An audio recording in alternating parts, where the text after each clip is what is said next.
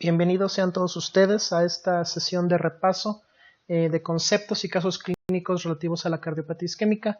Ya hemos terminado con los tres temas principales, los tres temas en los que se subdivide esta gran patología estrella de la cardiología. Ahora vamos a pasar a revisar algunos conceptos mediante unos casos clínicos que me parece que van a dejar en claro algunas cosas y a recalcar cuáles son las potenciales dudas o los errores en los que puede caer un estudiante que se enfrente a este tipo de pacientes o a este tipo de casos clínicos en términos generales. Así que, sin más preámbulos, vamos a empezar con el primer caso clínico. Es un paciente masculino de 65 años, es obeso, con ese talla y ese peso, fumador de 4 cajetillas al día, que se presenta al servicio de urgencias porque hace 45 minutos, mientras veía la televisión, inició con una molestia retroesternal que refiere como una opresión, que en los primeros minutos tuvo una intensidad 6 de 10, pero que ahora ha llegado a ser 8 de 10. La molestia se le irradia a la región abdominal y le causa náuseas y ha vomitado 3 veces. El paciente se encuentra muy ansioso, pues su papá falleció de un ataque al corazón, o al menos así lo refiere él. La pregunta es, ¿usted sospecha que se trata de, inciso A, síndrome isquémico coronario agudo, inciso B, disección aórtica, inciso C, angina crónica estable, o inciso D, una patología de origen abdominal? Empezamos con una pregunta que yo creo que ustedes ya están viendo como muy sencillita. La realidad es que simplemente es para que entiendan cómo es que deben de sospechar o cuándo es que deben de sospechar de primera instancia que un paciente se está presentando con datos de síndrome isquémico coronario agudo.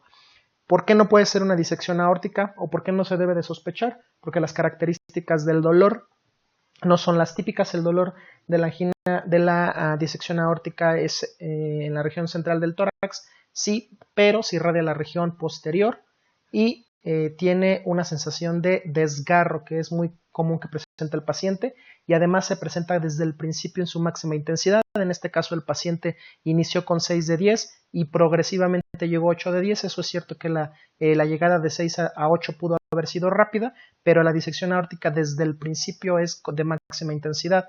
No podemos hablar de una angina crónica estable en este paciente, puesto que el paciente tuvo la molestia mientras veía la televisión, lo que significa que se presentó en reposo. Recordemos que una de las formas de descartar que se trate de angina crónica estable es que los síntomas se presenten al reposo. ¿Por qué no puede ser una patología de origen abdominal? Bueno, esto simplemente porque este caso tiene esta respuesta como un distractor, dado que refiere que una irradiación es abdominal y que le causa náusea y vómito en 3 ocasiones. La realidad es que eso no es algo para descartar que se trata de un síndrome coronario agudo. Los pacientes con síndrome coronario agudo pueden tener irradiaciones abdominales y esto es para que quede perfectamente claro. Pueden tener náuseas y vómitos, aunque no es lo más común, lo pueden presentar, pueden incluso tener ganas de orinar, ganas de defecar, y eso no descarta que se trata de un síndrome coronario agudo. Hay que tomar muy en cuenta que el paciente tiene factores claros de riesgo cardiovascular, es hombre, ya tiene 65 años y es obeso, sin contar que es fumador. Entonces, desde todos estos puntos de vista hay que pensar que primero puede tener enfermedad arterial coronaria aterosclerosa, segundo que tuvo una molestia retroesternal en reposo, y ya de ahí para adelante nos vamos con los diagnósticos diferenciales. Entonces, en este caso, la respuesta es sospecho de un síndrome isquémico coronario agudo. Ahora que usted sospecha que se trata de un síndrome isquémico coronario agudo, ¿cuál es su acción inmediata luego de su sospecha diagnóstica? Inciso A, tomo inmediatamente una muestra de sangre para solicitar troponinas cardíacas. Inciso B, le administro morfina, nitroglicerina intravenosa y le coloco puntas nasales para administrar oxígeno.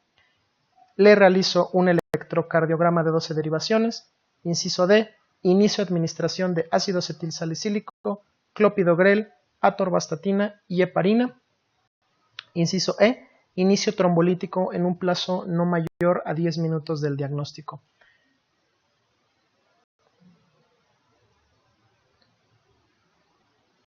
En este caso, la respuesta es, le realizo un electrocardiograma de 12 derivaciones. Estas son preguntas que pueden prestarse simplemente a la confusión por los tiempos y los momentos de los que estamos hablando. Este paciente ha llegado con una molestia retroesternal, factores claros de riesgo cardiovascular y yo sospecho de un síndrome isquémico coronario agudo. Lo primero que se tiene que hacer es hacerle un electrocardiograma de 12 derivaciones. De ahí voy a partir. Recuerden, el diagnóstico se basa en la clínica y en el electrocardiograma. Por supuesto que le voy a tomar una muestra de sangre para solicitar troponinas cardíacas, pero no es la acción inmediata que tengo que seguir. Le voy a administrar morfina, nitroglicerina intravenosa y le coloco puntas para administrar oxígeno. Eso solo depende de la condición del paciente.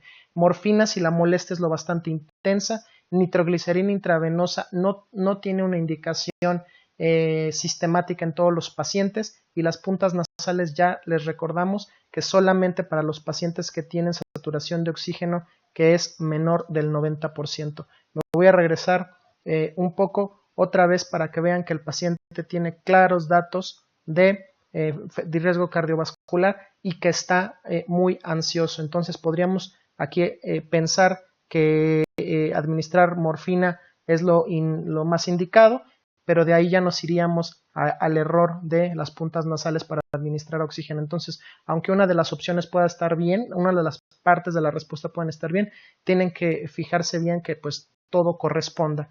El inicio de administración de ácido acetilsalicílico, clopidogrel, atorvastatina y heparina, sin antes haber realizado un electrocardiograma, no tiene ningún sentido. Si yo les pusiera esta primera opción sin haber puesto electrocardiograma, a lo mejor podría considerarse como correcta, pero si se está colocando una opción en la que el electrocardiograma de 12 derivaciones es primero, entonces esa es la opción buena, porque la conducta posterior va a definirse desde ese momento. Si, por ejemplo, yo decidiera que el paciente con el electrocardiograma tiene un infarto con elevación del segmento ST y no estoy en posibilidades de pasarlo a cateterismo primario, cambiaría entre darle clopidogrel, prasugrel o ticagrelol. En ese caso no podría darle ticagrelol o prasugrel, y si en alguna de las respuestas dijera prasugrel o ticagrelol, entonces no podría administrárselo. Entonces vamos a ir pensando siempre en exactamente lo que nos están preguntando, porque por ahí podrían agarrarnos en una falta muy tonta. El inciso E, inicio trombolítico en un plazo no mayor a 10 minutos del diagnóstico. Esta es una respuesta que para el que haya estudiado un poco del tema sabe que no tiene ningún sentido, porque el trombolítico se va a administrar una vez que ya tengo el diagnóstico de infarto con elevación del segmento ST y he decidido o me he dado cuenta que no puedo pasar al paciente a un intervencionismo coronario percutáneo en los tiempos que marcan las guías internacionales. Solamente así me decido administrar un trombolítico, no antes y mucho menos no antes de haber realizado un electrocardiograma. Entonces la respuesta aquí es C, le realizo un electrocardiograma de 12 derivaciones. Recuerden, clínica más electrocardiograma. Como usted bien decidió, se le realiza con premura un electrocardiograma de 12 derivaciones, obteniendo el siguiente trazo. Así que ustedes observen este electrocardiograma.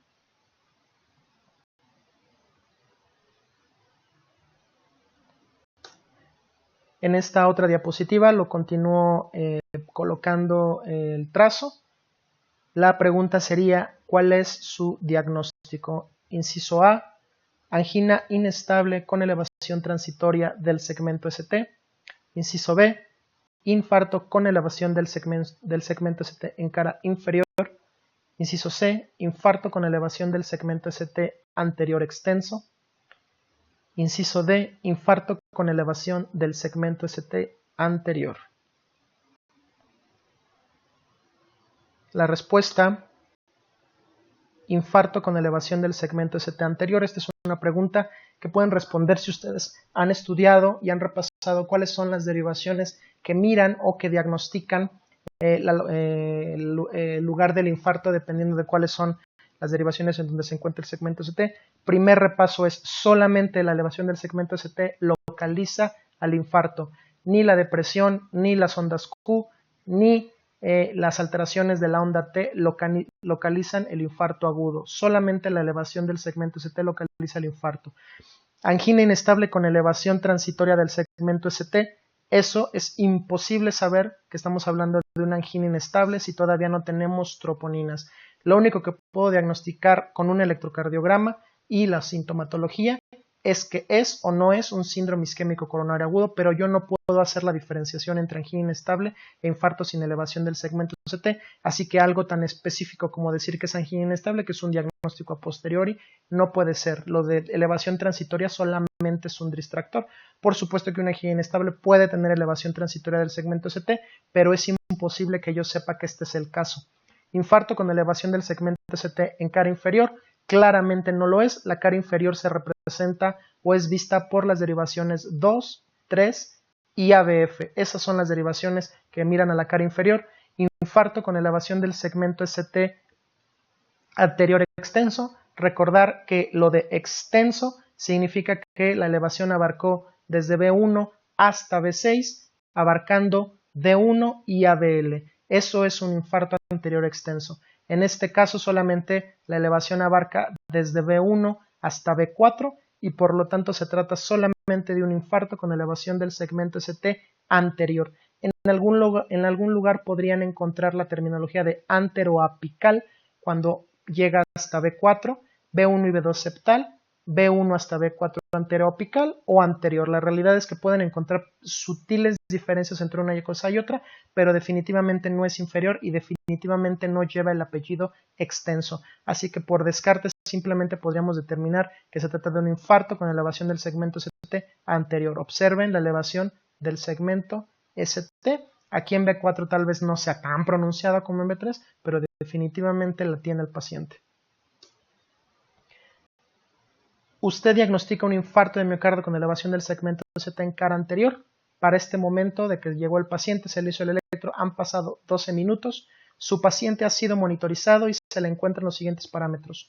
Frecuencia cardíaca de 99 latidos por minuto, frecuencia respiratoria 21 respiraciones por minuto, tensión arterial 90-60, saturación arterial de oxígeno 90%, a la exploración física resalta, ligera palidez de tegumentos, campos pulmonares sin estertores, nada relevante en el precordio, los pulsos son simétricos. Su centro hospitalario cuenta con posibilidades de realizar ICP, pero se le avisa que el paciente podrá pasar a sala hasta dentro de 45 minutos. La razón de este momento es irrelevante, simplemente nos dicen que va a estar la sala lista hasta ese momento, la están ocupando, la están reparando, eso es irrelevante. La sala va a estar lista hasta dentro de 45 minutos.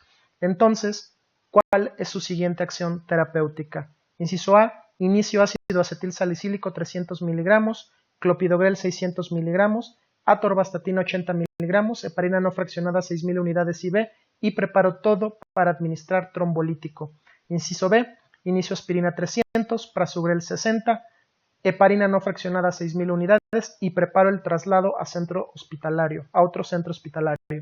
Inciso C, inicio ácido acetil salicílico, ticagrelor 180 miligramos, atorvastatina 80 miligramos, heparina no fraccionada 6000 unidades, morfina 2.5 miligramos intravenoso y lo preparo para pasar a sala de cateterismo en el tiempo esperado.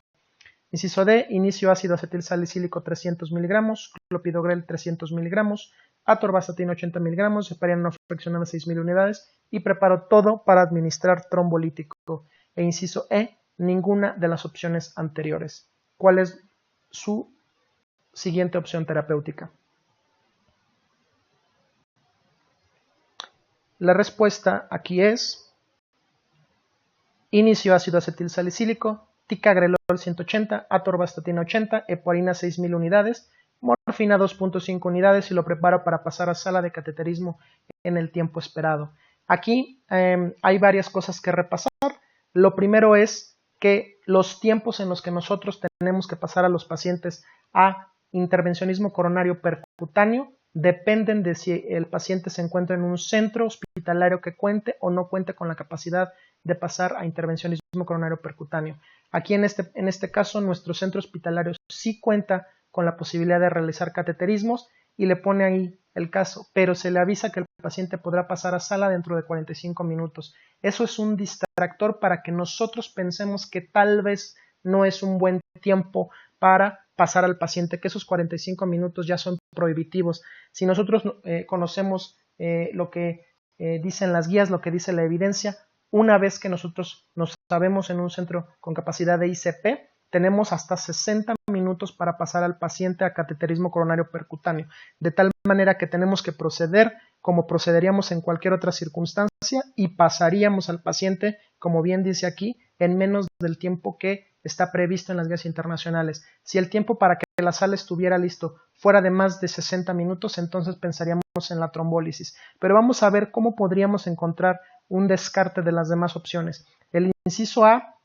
habla de administrar un trombolítico. Fíjense bien cómo pueden darse cuenta que esta opción no es correcta. Si ustedes recuerdan, el trombolítico siempre va a ir con la mitad de dosis de clopidogrel, siempre. No voy a administrar trombolítico con una dosis completa de clopidogrel, de tal manera que la dosis completa más trombolítico no puede ser, así que esta se descarta. La siguiente es preparo el traslado a otro centro hospitalario. Ya dijimos que no, estamos en los tiempos muy adecuados para que el paciente pase a un cateterismo, a un intervencionismo coronario percutáneo en su propio centro, sin pasarnos de los tiempos de los que hablan las guías internacionales.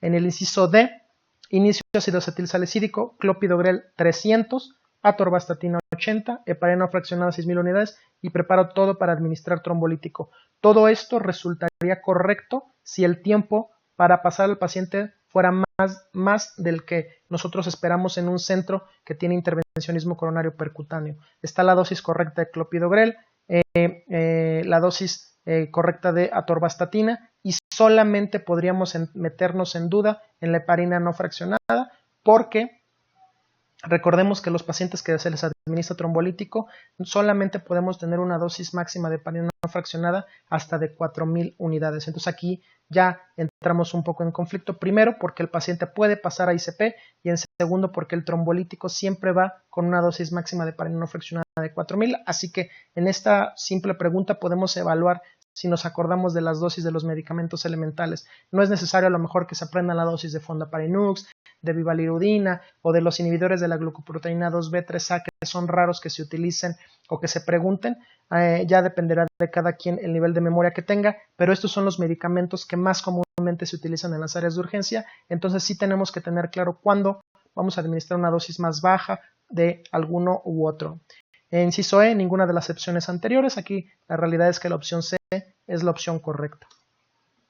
Pasamos a un siguiente caso. Caso número 2. Se trata de un paciente masculino de 64 años, sin enfermedades crónico-degenerativas conocidas, ni patologías relevantes o antecedentes quirúrgicos de importancia, fumador de 2 cajetillas al día, que llega a la consulta de urgencias pues hace 60 minutos al cargar a su nieto, inició con una sensación opresiva en el pecho, actualmente con intensidad 9 de 10, irradiada la mandíbula y el brazo izquierdo.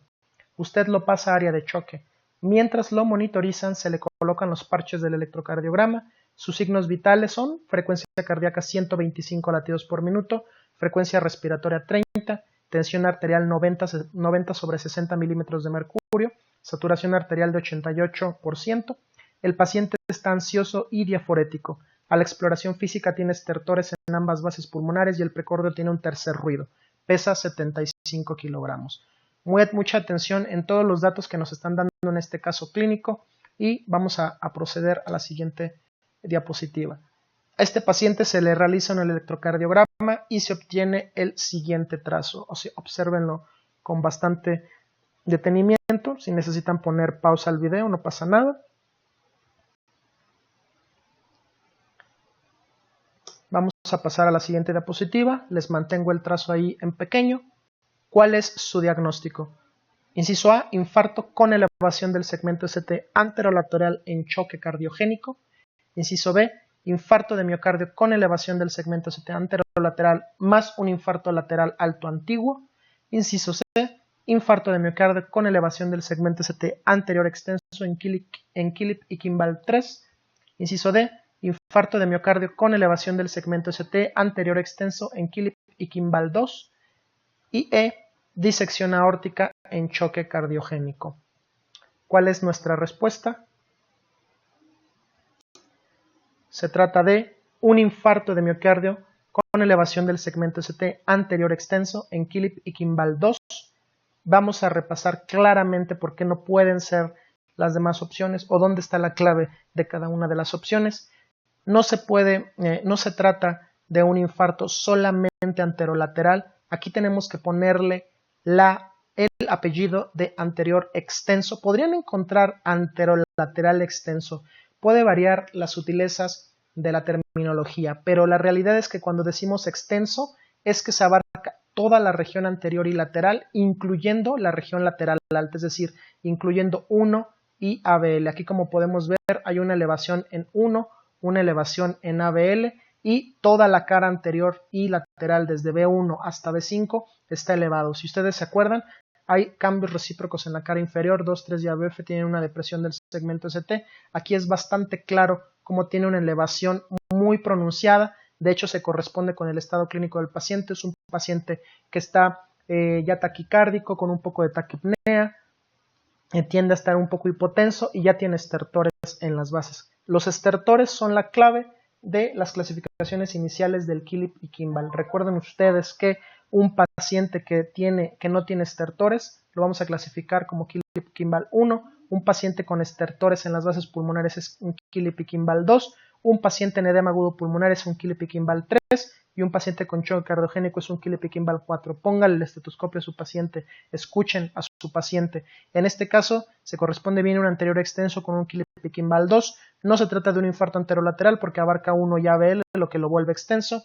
No se trata de un anterolateral más un infarto lateral alto antiguo. Aquello de antiguo no se corresponde con una elevación del segmento ST. Podría tener un infarto lateral antiguo si únicamente viéramos Qs, pero la elevación del segmento ST aquí nos llama poderosamente la atención. Si solo hubiera Qs en 1 y ABL, podríamos pensar en esta opción, anterolateral más infarto lateral antiguo, porque las Qs son las cicatrices electrocardiográficas de infarto, pero recuerden que después de un tiempo el segmento ST regresa a la posición original en la mayor parte de los casos. Hay algunas excepciones que no se vieron en este curso, pero lo importante es que este paciente tiene claramente un infarto anterior extenso, y el inciso C, infarto con elevación anterior extenso en Killip y Kimball 3, el paciente no mostraba datos de edema agudo pulmonar. No quiere decir que no pueda desarrollarlo, los pacientes son dinámicos, pero al menos en el momento de la presentación se trataba de un Killip y Kimball 2. Disección aórtica en choque cardiogénico, desde luego que la clínica no se parece en nada a una disección aórtica y el electrocardiograma prácticamente nos habla de que la sintomatología es por un infarto, así que esa opción queda descartada. Ha diagnosticado un infarto anterior extenso. Usted se encuentra en un centro que no cuenta con capacidad para intervencionismo coronario percutáneo y el más cercano se encuentra a poco más de 2 horas sin contar con el tráfico.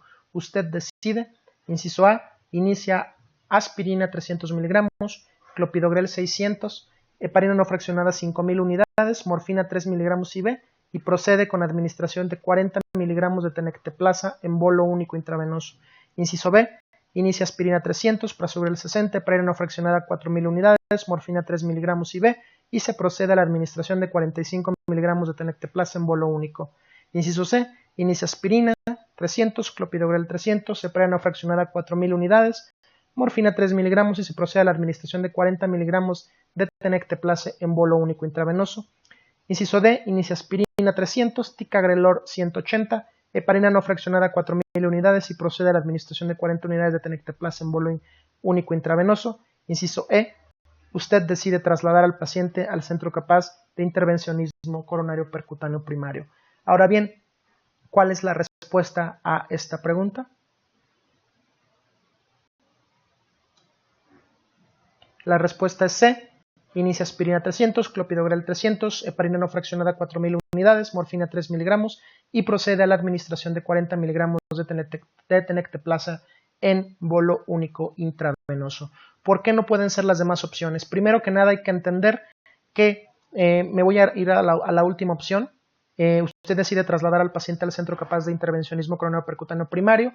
Recuerden ustedes que el paciente el centro con capacidad para ICP se encuentra a poco más de 2 horas. El límite máximo es 120 minutos y aquí dice poco más de 2 horas. Ya estamos hablando de más de 120 minutos y además dice sin contar con el tráfico.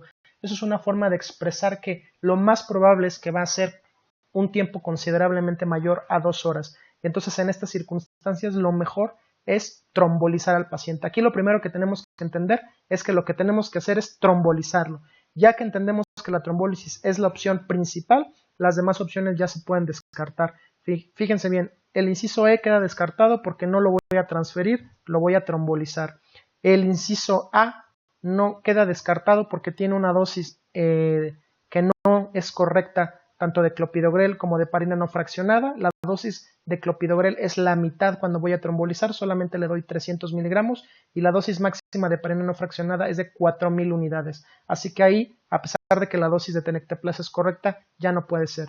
El inciso B es claro que cuando hablo de trombolizar no puedo utilizar un segundo antiplaquetario diferente del clopidogrel, solamente puedo usar clopidogrel, no puedo usar ticagrelor, no puedo usar prasugrel, por lo tanto en el momento en el que ustedes en alguna pregunta vean mezclados un fibrinolítico con un antiplaquetario distinto del clopidogrel, ya estamos pensando que la opción es incorrecta. Y el inciso D, una vez más, estamos hablando de un trombolítico en el caso de ticagrelor y eso pues no puede ser. La dosis de ticagrelor es la correcta, pero no se puede juntar con tenecteplasa. Así que esta opción tampoco es correcta y nos quedamos con la opción C, que tiene la mitad de la dosis de clopidogrel, la dosis máxima de parina y la dosis correcta por kilogramo de peso de tenecteplasa. Recuerde que la tenecteplasa se administra en bolo único dependiendo de los kilogramos que pesa el paciente. Para el peso de esta paciente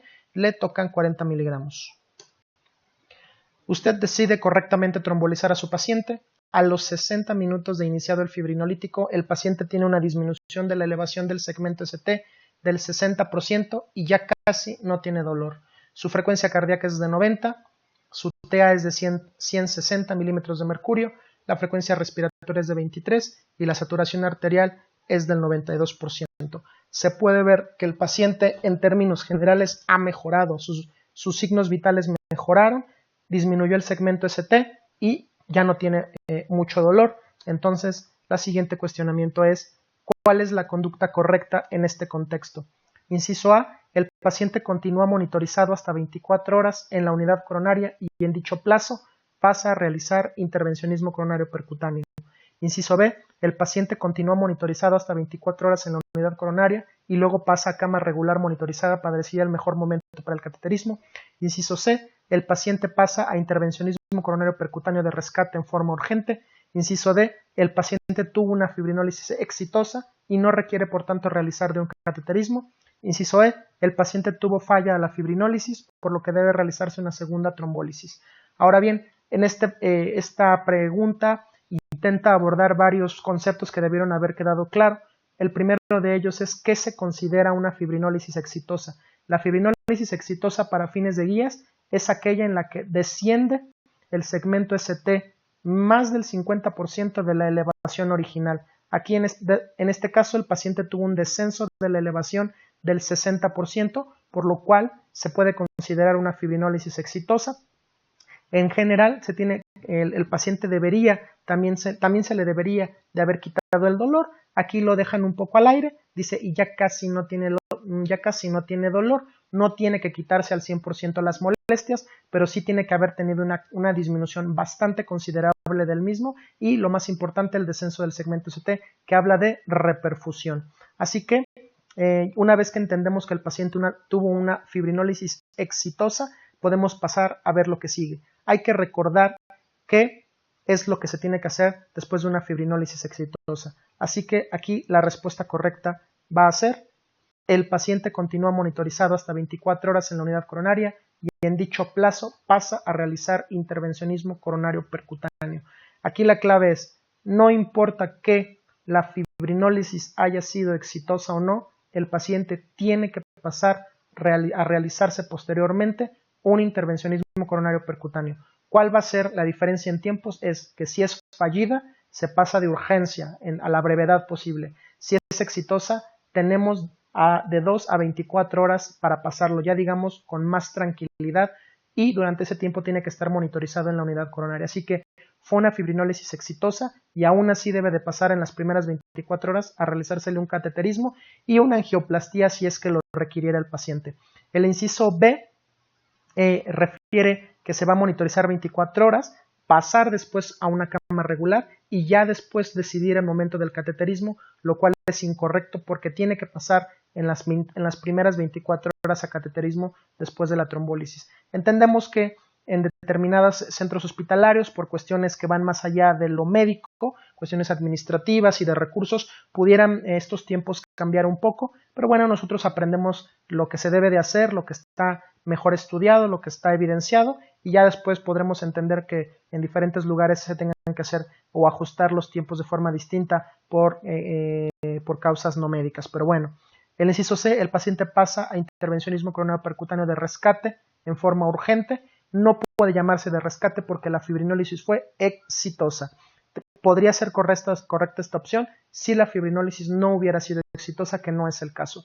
Inciso D, el paciente tuvo una fibrinólisis exitosa y no requiere por tanto realizar de un cateterismo. Esta es una opción para que nosotros evaluemos, para que nos demos cuenta si la persona entiende que no importa que la fibrinólisis haya sido exitosa, tiene que pasar a realizársele un cateterismo de forma programada, así que esto de que no requiere, pues es falso, así que esta respuesta no puede ser. El paciente tuvo falla la fibrinólisis, por lo que debe realizarse una segunda trombólisis. Aquí hay dos cosas que son incorrectas. La primera es que sí tuvo una fibrinólisis exitosa, y la segunda, y que la puse con todo propósito, es que no está validado ni está justificado desde el punto de vista científico realizar una segunda trombólisis. Esto es algo que ya se ha estudiado, ya ha habido protocolos en los cuales se ha hecho se ha tomado esta conducta, pero se ha visto que no tiene mayor beneficio y sí puede tener mucho riesgo de sangrado. Así que en la actualidad no está justificado realizar segundas fibrinólisis, segundas trombólisis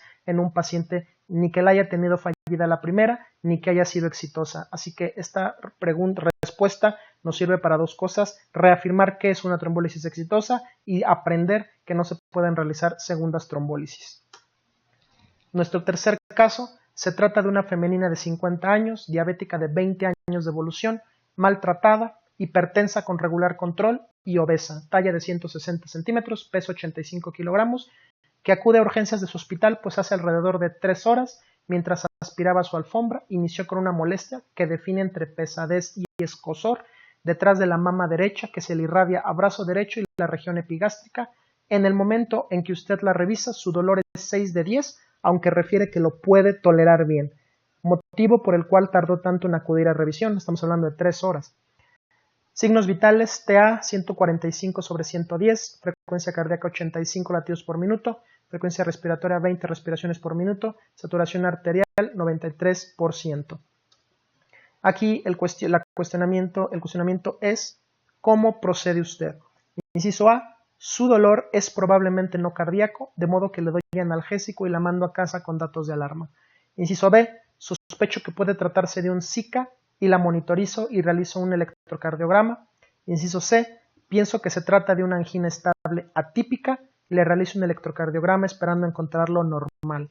Inciso D, le doy nitratos sublinguales y dependiendo su respuesta le realizo un electrocardiograma.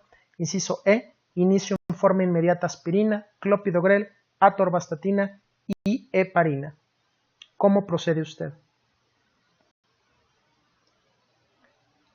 La respuesta es: sospecho que puede tratarse de un síndrome isquémico coronario agudo y la monitorizo y realizo un electrocardiograma. A ver, vamos por partes. Es una paciente que ya sobrepasa los 45 años. Tiene factores claros de riesgo cardiovascular, no solo la edad. Es diabética, además en mal control, hipertensa no bien controlada y es obesa. Estos son fuertes datos que nos hablan de riesgo cardiovascular. Acude a urgencias pues hace alrededor de 3 horas mientras aspiraba su alfombra, es decir, mientras realizaba un esfuerzo no muy intenso. Inicia con un dolor que, si lo revisamos desde el punto de vista terminológico, no corresponde con un dolor típico de isquemia. Es un dolor que va entre la pesadez y el escozor. Podría ser este escozor el distractor, que es detrás de mama derecha y que se le irradia al brazo derecho y en región epigástrica, es decir, no tiene las irradiaciones típicas del dolor de características isquémicas. incluso es del lado derecho. Entonces aquí dice además que puede tolerarlo bien. Entonces los distractores son varios. Primero, entender que las mujeres diabéticas, es más, las mujeres y los diabéticos, y si mezclamos ambas cosas con mayor razón, tienen mayor probabilidad de tener molestias de carácter isquémico atípicas. Esa es la primera cosa que hay que entender. Es común en ellos, así como en los ancianos, que las molestias sean de carácter atípico, pero hay que darnos cuenta que esta paciente tiene factores de riesgo cardiovascular, tuvo una molestia precordial mientras realizaba una actividad de poca carga de trabajo, de tal manera que no puedo yo decir simplemente que es un problema no cardíaco. No puedo yo cometer el error de ver solamente las cosas que no apoyan el síndrome coronario agudo y en lugar de ver las que sí lo apoyan y mandarlo con simple analgésico y mandarlo a su casa con datos de alarma. Un error de gran relevancia que le puede costar la vida al paciente. Entonces, ¿por qué no puede ser los demás incisos? En este caso, el inciso C, pienso que se trata de una angina estable atípica, le realizo un electrocardiograma, esperar no encontrarlo normal. Aquí el distractor es que me hablen de atípica, que yo lea el caso clínico y diga, bueno, efectivamente se trata de un dolor atípico porque es entre pesadez, escozor, se va hacia el lado izquierdo, el brazo izquierdo y región epigástrica. No queda muy claro que sea completamente típico, entonces pareciera un dolor atípico. La clave está en que no podemos considerar esta molestia como estable y no la podemos considerar en primera porque le dio con un esfuerzo muy breve, en segunda porque tiene 3 horas de duración y en este momento todavía tiene la molestia. Ella refiere que lo puede tolerar bien, pero aún así está hablando de una molestia que es 6 de 10, así que no podemos hablar de estabilidad cuando el paciente tuvo con esfuerzos pequeños y cuando duró tanto tiempo como 3 horas que todavía lo trae. Así que aquí descartamos que se trate de una angina estable atípica. Le doy nitratos sublinguales y dependiendo de su respuesta le realizo un electrocardiograma. No puedo supeditar la realización de un electrocardiograma a ninguna maniobra terapéutica. Yo no realizo el electrocardiograma después de tal o cual medicamento o de tal o cual acción terapéutica. El electrocardiograma va siempre primero junto con la clínica y electrocardiograma. Y va de nuevo, clínica y electrocardiograma. Así que aquí siempre voy a sospechar que pueda ser un síndrome isquémico coronario agudo, monitorizo y realizo un electrocardiograma. Casi podríamos decir que cuando se trata de dolor precordial, el electrocardiograma no se le niega a nadie. Inciso D, le doy nitratos sublinguales y dependiendo de su respuesta le realizo un electrocardiograma incorrecto. Inciso D, inicio en forma inmediata aspirina, clopidogrel, atorvastatina y heparina. Una vez más, empezar medicamentos sin haberle hecho un electrocardiograma al paciente, mal, error. No importa que los medicamentos que les pongan ahí parezcan ser los correctos desde el punto de vista del síndrome isquémico coronario agudo, tenemos que hacer un electrocardiograma. Usted decidió realizar un electrocardiograma con lo que obtiene el siguiente trazo.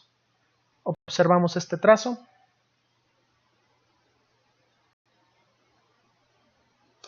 Lo ponemos en pequeño ahí. ¿Cuál es su diagnóstico? Inciso A, infarto con elevación del segmento ST en cara anterolateral. Inciso B, infarto sin elevación del segmento ST. Inciso C, infarto con elevación del segmento ST en cara lateral baja. Inciso D, infarto con elevación del ST anterior con imagen en espejo en cara inferior. Inciso E, infarto con elevación del segmento ST en cara lateral alta. Vamos a ver, la respuesta es infarto con elevación del segmento ST en cara lateral alta.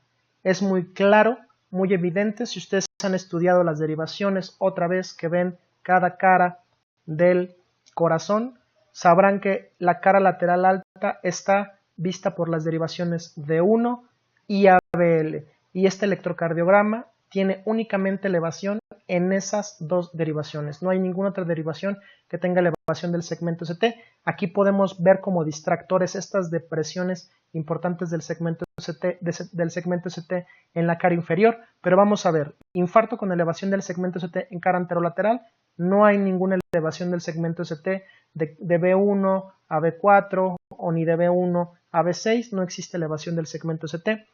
Infarto sin elevación del segmento ST es un distractor por si nos atrevemos a solo hacerle caso a esta depresión, o por si no nos damos cuenta de esta elevación en estas derivaciones. A veces inmediatamente nos vamos a las derivaciones precordiales o a la cara inferior y se nos olvida revisar estas otras derivaciones y ahí puede ser la fuente del error. Infarto con elevación del segmento ST en cara lateral baja. La cara lateral baja la ven las derivaciones B5 y B6, de modo que esa tampoco. Y infarto con elevación del ST anterior como con imagen en espejo en cara inferior, simplemente puesto ahí como un distractor porque tiene disminución del ST, descenso del ST en la cara inferior. La realidad es que se trata de un infarto con elevación en la cara lateral alta. Se ha diagnosticado un infarto con elevación en la cara lateral alta. Usted cuenta con intervencionismo coronario percutáneo, pero la única sala está ocupada y se prevé que estará lista en alrededor de 2 horas. Usted ha decidido esperar a que se libere la sala, pues la paciente luce estable y el tiempo de espera es razonable. Inciso B, inicio aspirina, clopidogrel, heparina no fraccionada y trombolizo con alteplasa 15 mg en bolo IV y luego infusión de 35 mg para 30 minutos. Inciso C, inicio aspirina, prasugrel, heparina no fraccionada y trombolizo con alteplasa 15 mg en bolo IV dosis única. Inciso D, traslado al paciente a un centro con capacidad para realizar intervencionismo coronario percutáneo más cercano. Inciso E, administro aspirina y reteplasa a dosis de 10 unidades en bolo IV y luego 10 unidades más a los 30 minutos. ¿Cuál es su respuesta? La respuesta es inicio aspirina, clopidogrel, heparina no fraccionada y trombolizo con alteplase 15 mg en bolo IV y luego infusión de 35 mg para 30 minutos. ¿Por qué no pueden ser las demás opciones? Primero que nada, decidir esperar a que se libere la sala, pues la paciente luce estable y el tiempo de espera es razonable.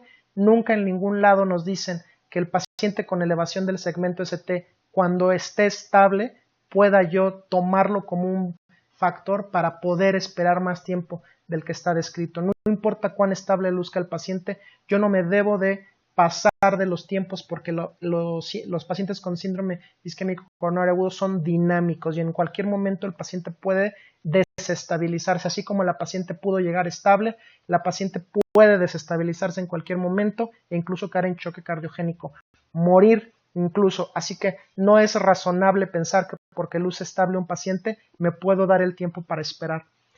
Inicio aspirina, prasugrel, heparina no fraccionada y trombolizo. Una vez más, aquí es para que nos demos cuenta de que no puedo utilizar trombolítico con un antiplaquetario diferente del clopidogrel, sin considerar que la alteplasa se continúa luego del bolo con una infusión para 30 minutos, cosa que aquí no están mencionando, así que si tú te sabes esos dos datos ya puedes descartar esta respuesta.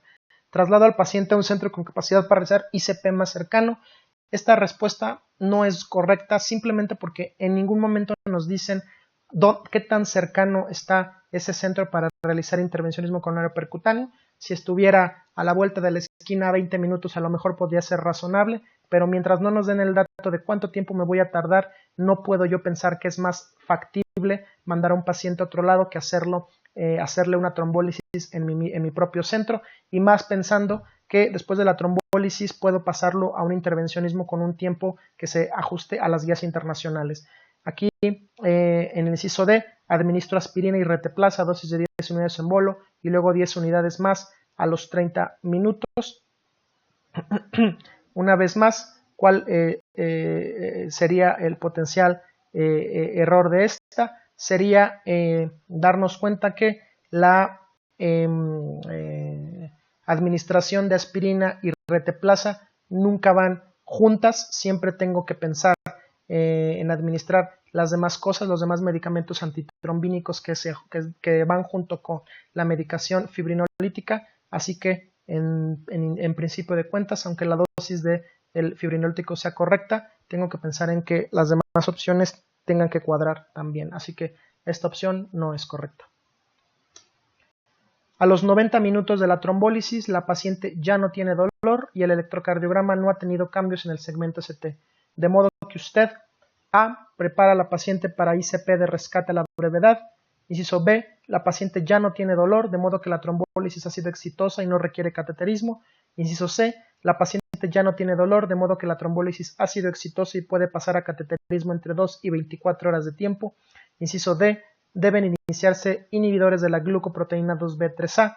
Inciso E, es razonable vigilar únicamente, en caso de inestabilidad hemodinámica, pasar a cateterismo de urgencia. Aquí la respuesta de ustedes será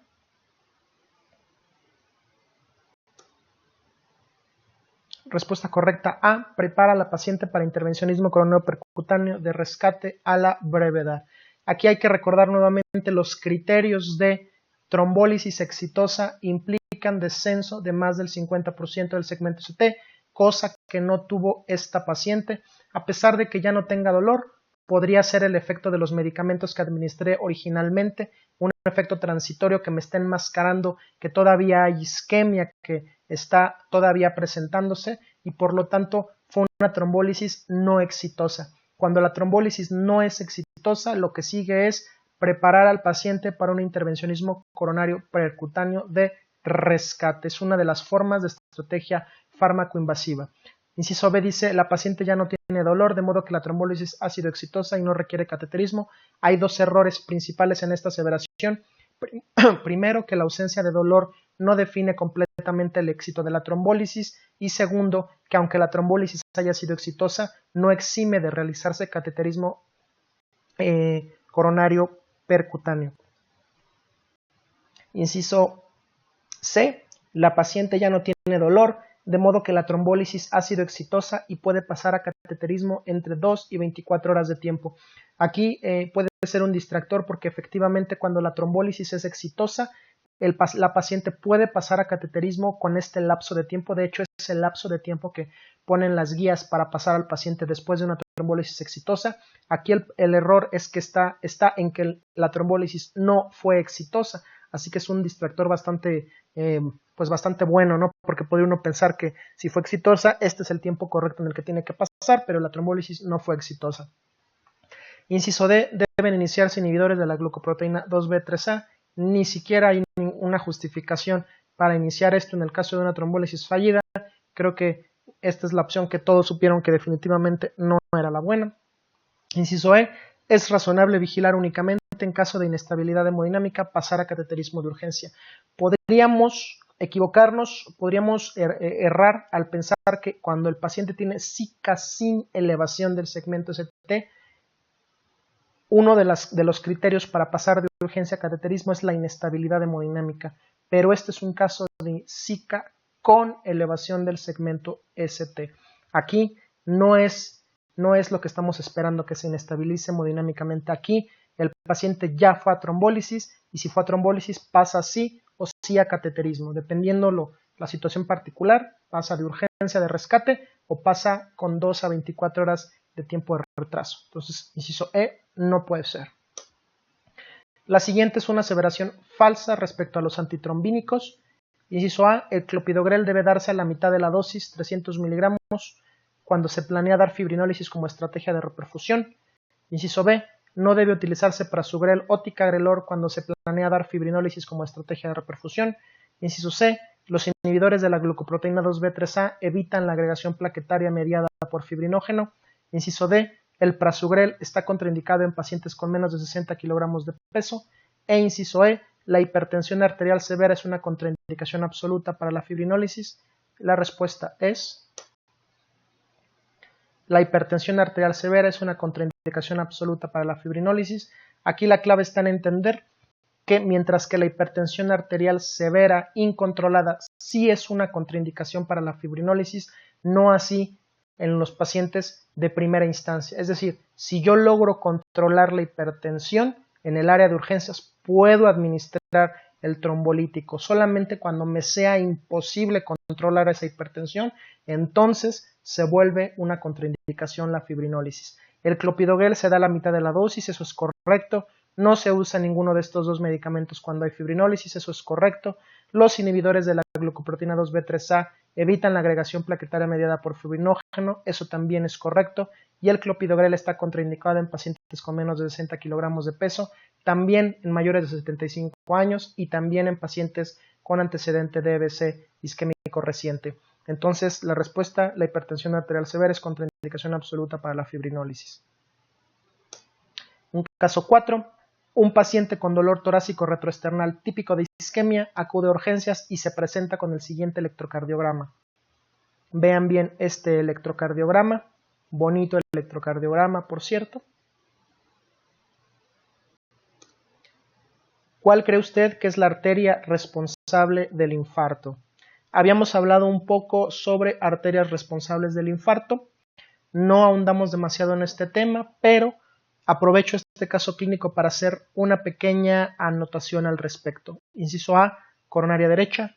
Inciso B, tronco de la coronaria izquierda. Inciso C, descendente anterior.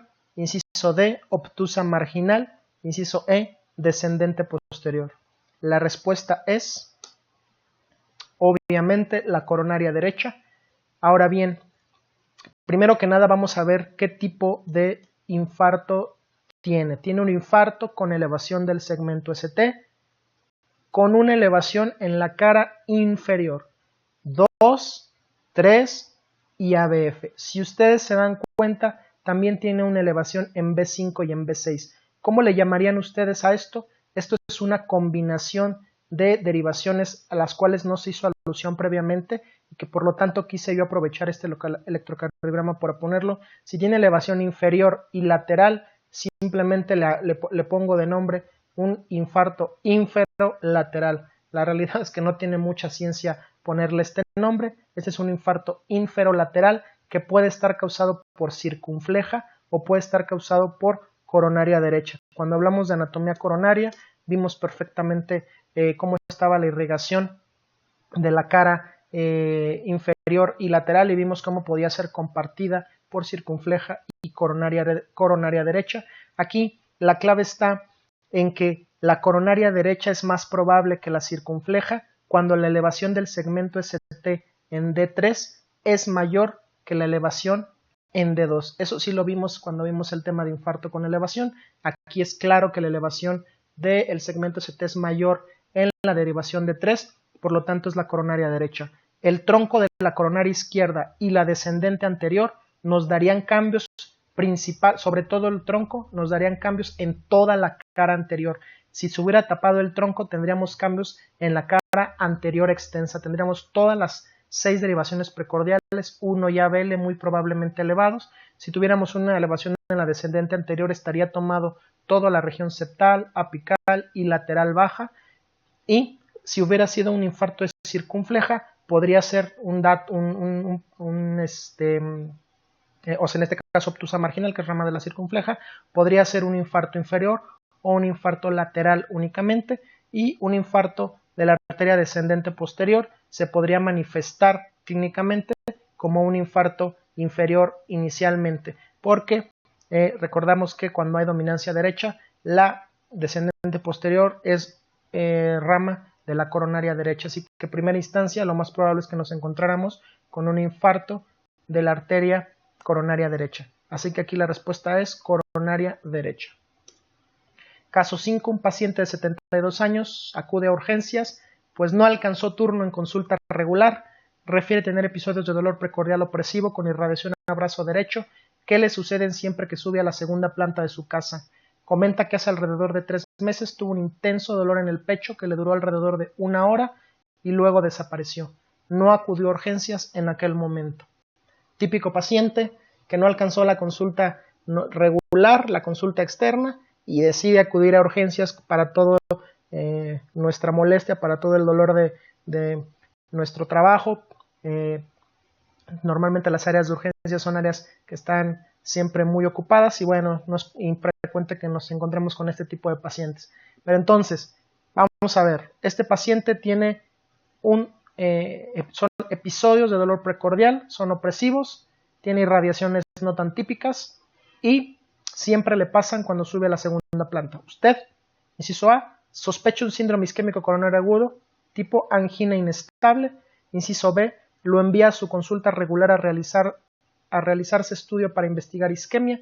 Inciso C, le realiza un electrocardiograma y laboratorios elementales. Inciso D, sospecha una angina postinfarto, por lo que sugiere ingresarlo para vigilancia. Inciso E, le envía a su consulta a realizarse un ecocardiograma. A ver, ¿qué es lo que ustedes harían con este paciente que llegó, que no requería probablemente una consulta de urgencias, pero que decidió caerles a ustedes ahí porque no le dio tiempo de llegar? Le realizo un electrocardiograma y laboratorios elementales. Aquí hay varias justificaciones para hacer esto. Lo primero es que es un paciente añoso que nos comenta que ha tenido dolor precordial de carácter que puede corresponder a isquemia. Eso es lo primero. Lo segundo es que ya tuvo hace 3 meses un dolor muy intenso que pudo haber sido secundario a un síndrome isquémico coronario agudo. Así que ya tengo al paciente ahí en urgencias y con toda la tranquilidad del mundo no puedo negarle un electrocardiograma. Así que en este caso le realizo un electrocardiograma y le realizo laboratorios elementales. Inciso A, sospecho un síndrome isquémico coronario agudo tipo angina inestable.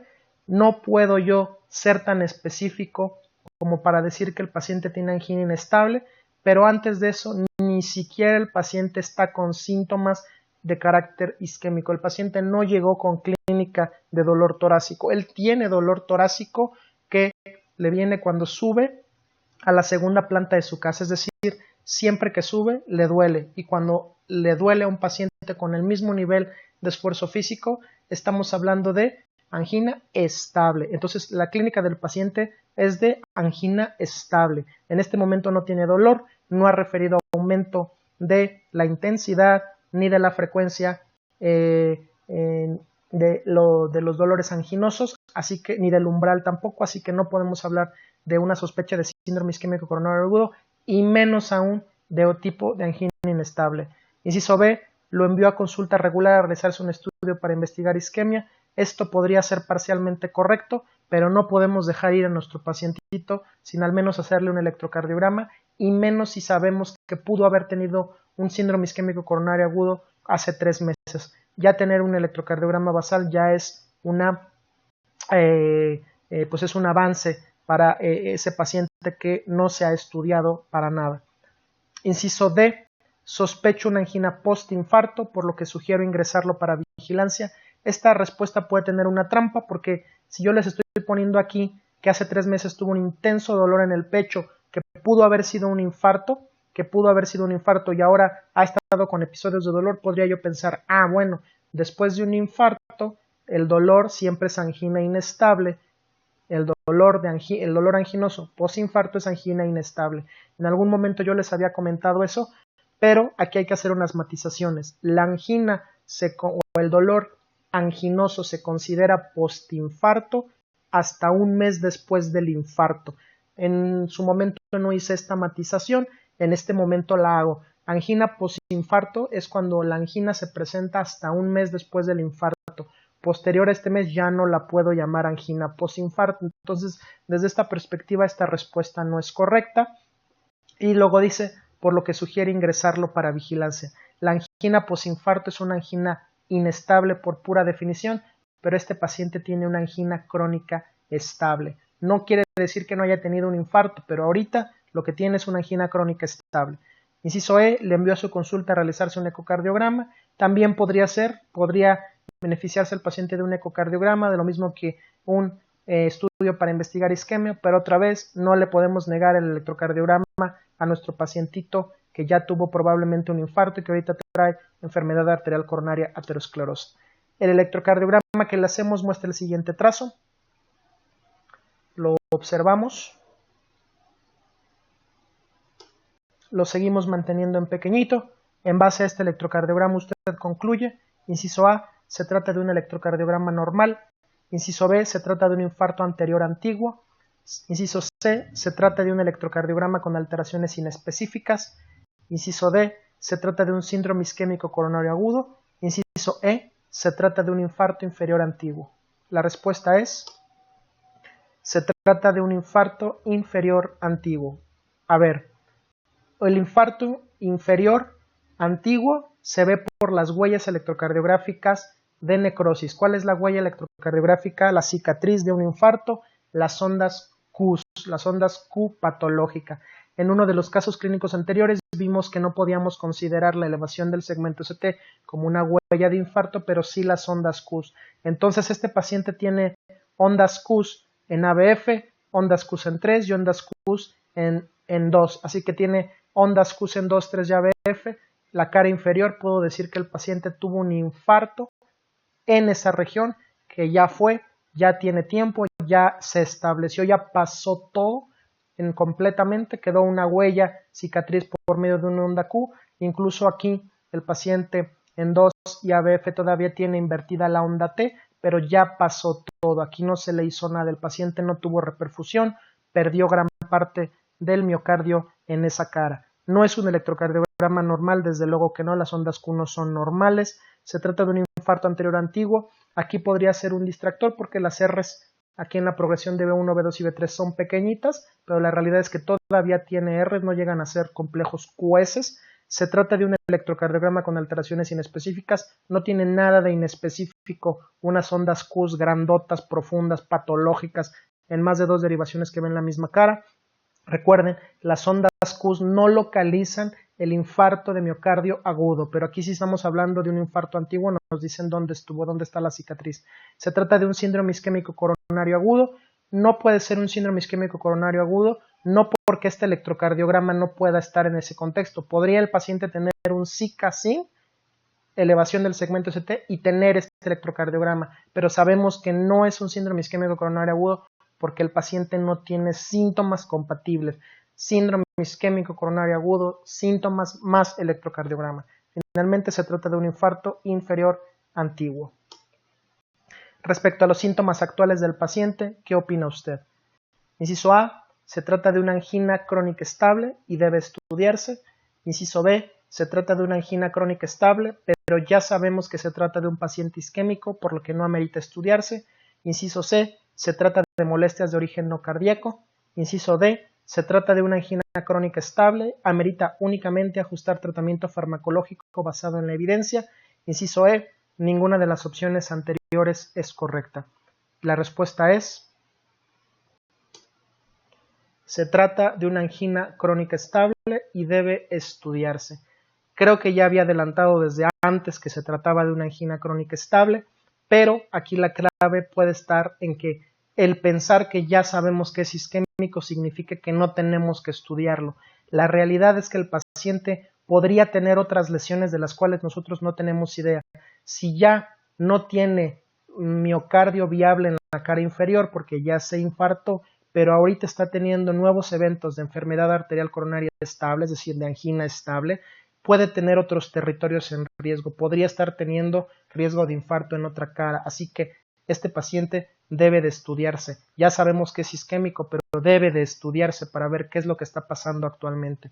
Entonces el inciso B no puede ser porque no quiere decir que al que yo ya sepa no le voy a hacer nada. Inciso C, se trata de molestias de origen no cardíaco. No hay ninguna justificación para pensar que el paciente no tiene nada cardíaco, tiene todo para tener molestias cardíacas. Inciso D, se trata de una angina crónica estable, amerita únicamente ajustar tratamiento farmacológico basado en la evidencia. Aquí el truco o el distractor puede ser que me digan tratamiento farmacológico basado en la evidencia, suena como que es correcta. La realidad es que siempre que les pongan la palabra únicamente en una respuesta, casi siempre es que esa no es. Cuando dicen únicamente, solamente, nunca o siempre, esas palabras casi siempre significan que la persona que hizo el examen está pensando en una excepción. Así que en este caso, únicamente ajustar tratamiento, pues no. Tenemos que ajustar tratamiento farmacológico basado en la evidencia, por supuesto, pero también debemos de estudiar a este paciente. Y pues ninguna de las opciones anteriores, porque ya no se me ocurrió qué otra respuesta ponerles, y pues ya yo creo que ustedes están perfectamente hechos y derechos para estos temas. Último caso, se trata de paciente femenina de 65 años, hipertensa y fumadora, con sobrepeso, que nunca se había quejado de ninguna molestia torácica, que inició hace 90 minutos con una molestia claramente anginosa luego de correr detrás de su perro que se escapó de su casa. A su ingreso a urgencias tiene frecuencia cardíaca de 95, frecuencia respiratoria de 23, tensión arterial de 160/100, saturación arterial de 90%, no tiene estertores en las bases pulmonares y el precordio, además de la frecuencia cardíaca, que ya tiende a estar altita. no hay datos de relevancia, los pulsos son normales, al momento de su llegada su dolor es casi 10 de 10, dolor muy intenso en paciente con datos claros de riesgo cardiovascular. Se le realiza un electrocardiograma que resulta en el siguiente trazo.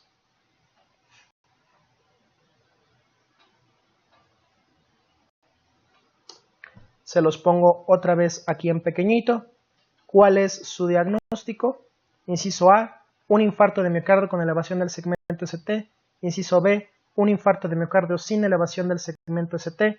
Inciso C, un síndrome isquémico coronario agudo sin elevación del segmento ST. Inciso D, una angina inestable. E inciso E, un electrocardiograma normal.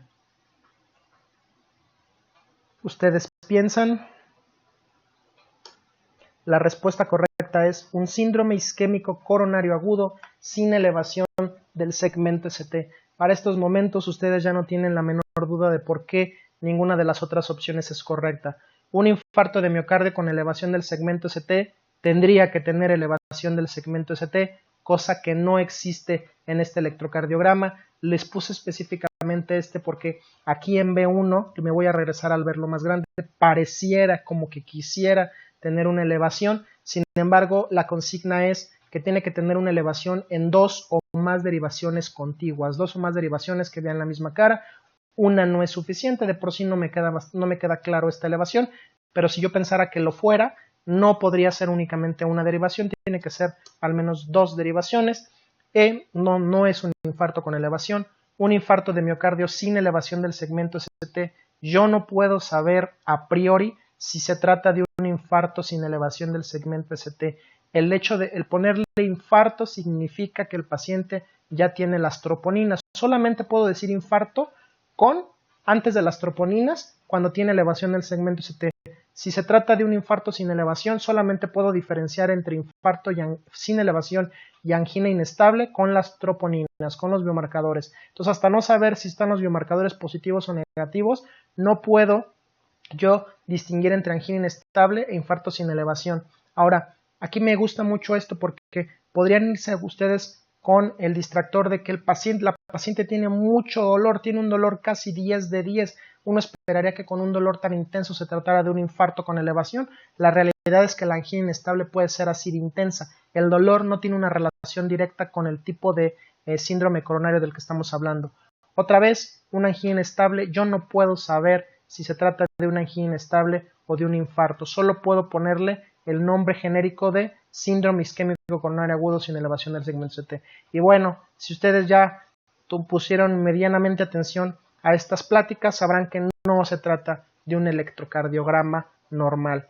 Tiene descensos del ST y esto ya hay que recordar que se trata de datos de mal pronóstico. Si ustedes se dan cuenta, aquí a partir de B3, B4, B5, B6 tiene depresión del segmento ST, incluida la derivación de 2 y ABF, que está rectificado. Nos damos cuenta claramente que no es un electrocardiograma normal, estas depresiones rectas horizontales no son normales, así que estamos pensando la instancia por la clínica del paciente y los antecedentes de que es un SICA sin elevación del segmento ST. Ya esta depresión del ST, como habíamos visto en los scores de riesgo, nos habla de un peor pronóstico. ¿Cuál es el mejor manejo para este caso particular? Inciso A, inicio aspirina, clopidogrel, heparina, atorvastatina y me preparo para el intervencionismo coronario percutáneo. Inciso B, inicio aspirina, clopidogrel, heparina no fraccionada, atorvastatina y me preparo para la trombólisis. Inciso C, inicio aspirina, prasugrel, heparina, atorvastatina e inicio infusión de nitroglicerina. Inciso D, inicio aspirina, ticagrelor, atorvastatina, fondaparinux y me preparo para el ICP. Inciso E, inicio aspirina, ticagrelor, heparina no fraccionada, atorvastatina e infusión de nitroglicerina. Me voy a regresar un momento más para que vean los signos vitales del paciente. Me interesa que vean que tiene una tensión arterial de 160 sobre 100, frecuencia cardíaca de 95 y frecuencia respiratoria de 26 el paciente. Bueno, la paciente está hipertensa, así que ¿cuál es la conducta que vamos a tomar? Ya les estoy dando la clave. Aquí la respuesta correcta es inicio aspirina, ticagrelor, heparina no fraccionada, atorvastatina e inicio infusión de nitroglicerina. ¿Por qué las demás no son correctas? ¿Por qué, inciso A, inicio aspirina, clopi, heparina no fraccionada, atorvastatina y me preparo para la ICP? Se trata de un síndrome isquémico sin elevación del segmento ST. No es premura iniciar con el intervencionismo coronario percutáneo. Si una vez que lo estratifiquemos resulta que es un paciente de alto riesgo, tendría que pasarlo en las primeras 2 horas o en las primeras 2 horas. Ya habíamos hablado de que esos son los tiempos en los que nosotros vamos a dividir qué tan rápido voy a pasar al paciente, 2, 24 o 72 horas. En este caso la paciente no tiene clara inestabilidad hemodinámica a pesar de que su dolor es muy intenso, de tal manera que no hay una justificación para estar pensando ya desde ahorita en pasar al paciente a una ICP. Inciso B, inicio aspirina, clopidogrel, heparina fraccionada, atorvastatina y me preparo para la trombólisis. Aquí con toda la intención del mundo. No hay evidencia de utilizar trombólisis en el Zika sin elevación del segmento CT. Jamás mencionamos eso, en ningún lugar, en ningún momento lo dijimos. No trombólisis en Zika sin. Alguna vez se estudió, no funcionó, no está indicada la trombólisis en el Zika sin elevación del segmento CT. Inciso C, inicio aspirina, prasugrel, heparina no fraccionada, atorvastatina e inicio infusión de nitroglicerina. Ahora bien, esta opción se parece mucho a la opción que resultó ser correcta. Entonces la pregunta es, bueno, ¿y por qué esta no es correcta? Bueno, por una cosa, una sutileza tramposa que les puse ahí, y es que aquí se trata de prasugrel. Si ustedes se acuerdan, no podemos usar prasugrel si no conocemos la anatomía coronaria del paciente. Si no conozco la anatomía coronaria, no uso prasugrel, entonces solamente puedo usar ticagrelor. Si aquí dijera clopidogrel también estaría correcto. El ticagrelor sí lo puedo utilizar, no así prasugrel. Es una pregunta medio tramposa, ya que se está yendo como hilando muy fino, pero pues es para que ustedes se acuerden. Ya nunca se les va a olvidar que el prasugrel no se puede usar si no conozco la anatomía coronaria. Inciso D, inicio aspirina, ticagrelor, atorvastatina, fondaparinux y me preparo para el ICP. Aquí la trampa está que si ustedes estudiaron y se acuerdan que en el Zika sin la anticoagulación se prefiere con fondaparinux, van a pensar, no, pues esta es la correcta, pero otra vez me preparo para el ICP. ¿Por qué ICP? ¿Por qué intervencionismo coronario percutáneo? No hay una justificación al momento. Los pacientes con Zika sin tienen que ir prácticamente siempre, excepto los de muy bajo riesgo, a ICP, pero el tiempo lo va a definir la clasificación, la estratificación del riesgo. Entonces, eso de ya irme preparando habla de que estoy pensando que ya lo voy a pasar y la realidad es que no hay datos como para pensar que el paciente está en alto riesgo. ¿Y por qué sí la infusión de nitroglicerina? Pues porque es un paciente que está con dolor intenso e hipertenso. Ese es el mejor escenario para administrar nitroglicerina en un paciente que está hipertenso y que está con dolor intenso. Todo lo demás se lo voy a administrar, ya si no se le quita el dolor con nitroglicerina, ya si se inestabiliza hemodinámicamente, ya si se choca, ya si empieza con datos de arritmias incontrolables, entonces sí lo considero de alto riesgo y lo paso a intervencionismo coronario percutáneo de urgencia. Antes no. ¿Cuál de los siguientes es falso respecto al síndrome coronario agudo sin elevación del segmento ST? Inciso A, no debo administrar prasugrel ni inhibidores de la glucoproteína 2B3A cuando desconozco anatomía coronaria. Inciso B, el score de Grace 2.0 es un predictor de muerte intrahospitalaria ya a los 6 meses. Inciso C, el Zika sin elevación del segmento ST solo debe pasar a cateterismo coronario urgente cuando hay inestabilidad hemodinámica. Inciso D, el fondaparinux está indicado por sobre las heparinas y actúa uniéndose a la antitrombina 3. Inciso E, solo debo administrar estatinas a los pacientes con niveles de LDL conocidos debajo de 70 miligramos por decilitro, disculpen ustedes. Y la respuesta es esta. ¿Cuál de los siguientes es falso? Es falso que solo deba administrar estatinas a los pacientes con niveles de LDL conocidos debajo de 70 miligramos por decilitro. Recordemos que la administración de estatinas no solamente se indica por la capacidad de disminuir los lípidos. En el momento agudo, ¿de qué me va a servir esa capacidad para disminuir los lípidos? No sirve de nada en el momento agudo, eso es en el tratamiento crónico, pero en el momento agudo las estatinas tienen efectos estabilizadores de la placa que sí pueden ser beneficiosos en el Zika sin elevación del segmento ST. Así que es falso que solamente yo las administre cuando la LDL esté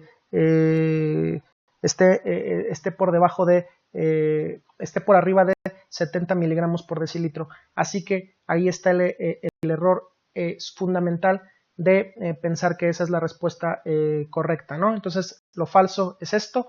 No debo administrar prasugrel ni inhibidores de glucosa 2B3A cuando no desconozco la anatomía coronaria. Eso es correcto. No se administra ni uno ni otro si no la conozco. De hecho, va enlazado un poco con la respuesta anterior.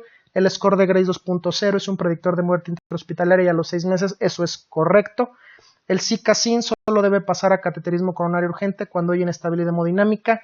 A lo mejor esta, si ustedes me dijeran, podríamos considerar que es falso, porque la clave que dice solo debe pasar cuando hay inestabilidad hemodinámica, eso podría considerarse falso, puesto que también la inestabilidad eléctrica o el hecho de que el paciente tenga cambios dinámicos del segmento STT o que tenga otros datos de isquemia recurrente. Entonces todo eso sería una justificación para pasar a cateterismo urgente al paciente. Entonces, si consideramos que esta respuesta está incompleta y ustedes pensaron que esta era la respuesta correcta, se las podemos dar por buenas, es correcto también. El Fondaparinux está indicado por sobre las heparinas y actúa uniéndose a la antitrombina 3, está perfectamente correcto. Ya saben ustedes cómo actúan el Fondaparinux y saben que en las indicaciones actuales va por sobre las heparinas.